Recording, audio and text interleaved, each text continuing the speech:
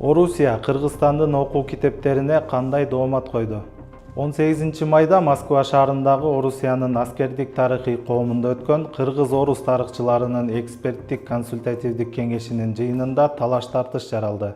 Коммерсант басылмасы жазгандай, пикир келишпестиктин чыгышына орус тараптын Кыргызстандын тарых окуу китептеринен Орусияга карата колониализм терминин колдонуудан баш тартуу сунушу себеп болгон.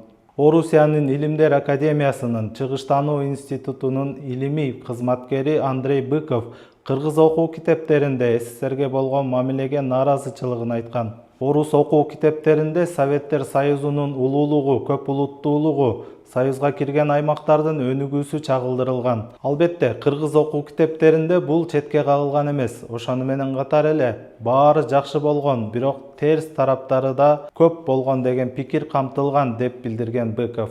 Мындан сырткары ал кыргыз окуу китептеринде колониализм, колониялык саясат терминдери жаш муунга терс таасир этерин белгилеп, бул сөздөрдү администрация, административдик иш-чаралар деген аныктамалар менен алмаштыруу туура болорун айткан. Буга Кыргызстандын Улуттук илимдер академиясынын академиги, тарыхчы Абылабек Асанканов жооп кайтарып, колония сөзүнөн баш тартуу дээрлик мүмкүн эмес экенин айткан. Колониялык саясаттын 3 негизги белгиси өлкөнүн өз алдынча эместиги, анын табигый жана эмгек ресурстарынын колдонулушу жана колонизатордун пайдасына багытталган калктын жер которуусу. Мунун баары болгон фактылар, деп билдирген Асанканов. Жыйындагы талаш-тартыш Кыргызстанда дагы талкууланып жатат.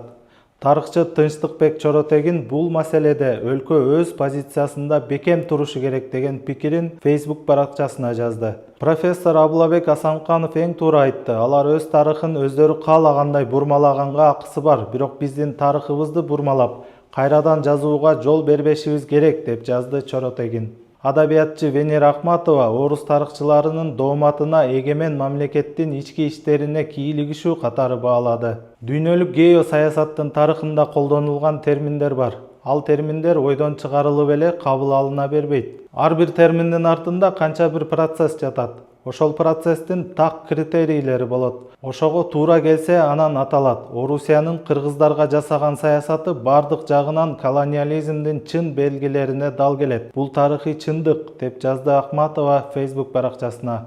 Тарыхчы Амантур Жапаров Медиахабка колония терминин алмаштыруу менен тарыхты өзгөртүү мүмкүн эмес дейт. Бул дүйнөдө болгон окуя. Ошол Европа өлкөлөрүндө Португалия, Англия, Франция сыяктуу өлкөлөр башкаларды колония кылып, колонияга айлантып, анан ошондой эле болгон да. Анан биз аны бүгүнкү күнү колония деген сөздү башка терминге алмаштыргандан бирдеме өзгөрүп кетпейт да. Бул тарых, кызматташтык сөзсүз болуш керек. Мындай бир тең ата, бир жакшы мамиле кылап, бирөө үстөртөдөн карап ылдый басынтып турбастан, бирөө же болбосо бирөө жогору карап алардын көзүн карабастан, мындай бир тең ата, мындай равноправный деп коет го орус тилинде. Ошондой мамиле болуш керек, достук мамиле болуш керек. Жаш тарыхчы Искендер Батырбек уулу Кыргызстан өз тарыхын түзүүдө башка бирөөнү таарынтып алабыз же кимдир бирөөгө катуу тийип калат деген маселе турбашы керек дейт.